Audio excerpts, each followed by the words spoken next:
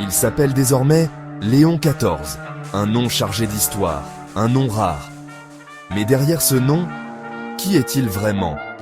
Quand il est apparu au balcon de la basilique Saint-Pierre, un silence a précédé l'ovation. Un Américain, un religieux, un homme simple, presque discret. Et pourtant, c'est lui que les cardinaux ont choisi pour guider l'Église.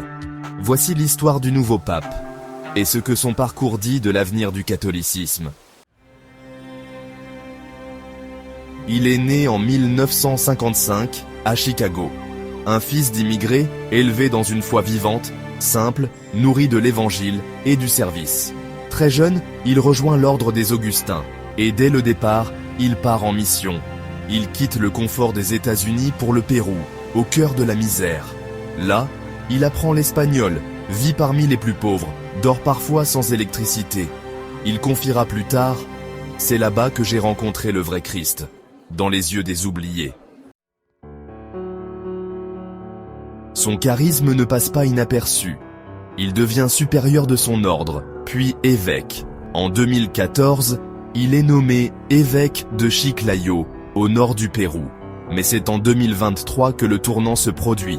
Le pape François le nomme préfet du dicaster pour les évêques, l'un des postes les plus stratégiques à Rome. C'est lui qui aide à choisir les futurs évêques du monde entier. On dit de lui qu'il écoute beaucoup, qu'il parle peu, qu'il prie toujours avant de décider. Un cardinal, après le conclave, a murmuré « Il n'a pas cherché à être pape, c'est peut-être pour cela qu'il l'est devenu. » Pourquoi ce nom? Léon.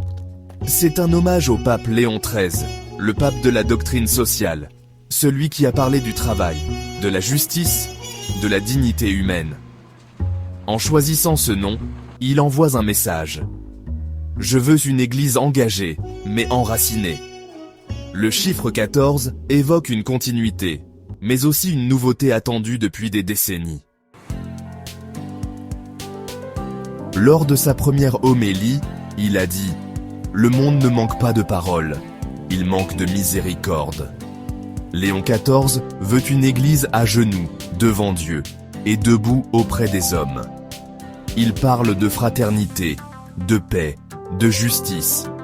Il veut poursuivre le travail de François, mais avec son propre style, moins médiatique, plus enraciné dans la vie concrète des paroisses et des prêtres. Il n'a rien annoncé de spectaculaire. Mais chacun sent que quelque chose change, comme un souffle nouveau.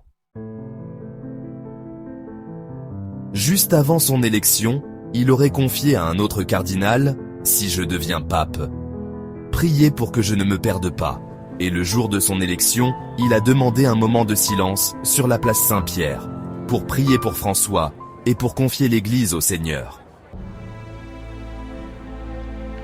Le pape Léon XIV ne vient pas avec des slogans. Il vient avec une vie donnée, une foi simple, un cœur tourné vers les périphéries. Son pontificat commence, et personne ne sait où il mènera. Mais une chose est sûre, l'Église entre dans un temps nouveau. Et maintenant, à toi de faire partie de cette histoire. Abonne-toi si tu veux suivre chaque étape de cette nouvelle page. Et dis-moi en commentaire, que ressens-tu face à ce nouveau pape? Espoir? Crainte? Curiosité?